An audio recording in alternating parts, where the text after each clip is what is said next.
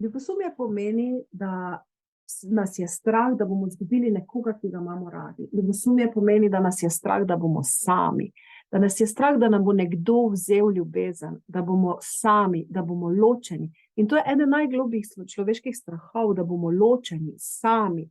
In ljudje, ki so ljubosumni zato, ker imajo večinoma že za sabo neke izkušnje, ko so izgubili nekoga, ki so ga imeli radi, nekoga, da so bili navezani. Lahko, da so v otroštvu gledali iz koga od ljubosumnih staršev, lahko, da so imeli kako slabo izkušnjo, kakšno prevaro, da so doživeli, lahko, da so tudi sami varali. Ali pa, da so izgubili nekoga, na kogar so bili zelo navezani. In v njihovi podzavesti je eno tako močno žarišče nekih neugodnih občutkov ob tem, iz strahu pred izgubo. In to se nekako preoblikuje na ta način, da se kaže navzunaj kot ljubosumje. In govorim v bistvu o tistem ljubosumju, ki je neosnovano, kjer partner ne dela nič takega, kar bi bilo sporno, ampak samo živi svoje življenje. In tisti, ki je ljubosumen, velikokrat se mu začnejo zgodbe v glavi prikazovati in povezuje stvari in razne zgodbe v glavi vidi, kako ga nekdo vara, kako nekdo dela nekaj narobe, pa v bistvu so stvari čisto normalne.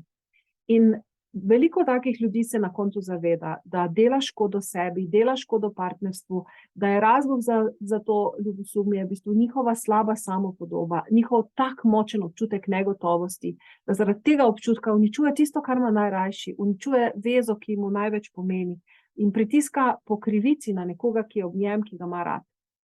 In tako ljubosumje, če želimo rešiti, je potrebno celostno pogledati, zakaj sem jaz ljubosumen, kaj je v meni takega, katere moje pretekle izkušnje zdaj vplivajo na mojo sedanjo reakcijo. In tukaj je treba iskati rešitev, te zgodbe razvozlati, spustiti staro čustveno bolečino iz sebe ven in potem iti v nek odnos, ne več v strahu, ampak z ljubeznijo. Ne več v strahu, koga bom izgubil, ampak z ljubeznijo, kako lepo je v nekem odnosu. Tako da ljubosumje je absolutno rešljivo, če se ga lotimo na pravi način. Če se resnično lotimo tam in svoje sranje predelamo, če prevzamemo odgovornost za svoje občutke in jih začnemo reševati in če svoje stare zgodbe predelamo, očistimo, spravimo ven iz sebe in potem ljubosumje v bistvu preprosto izgine.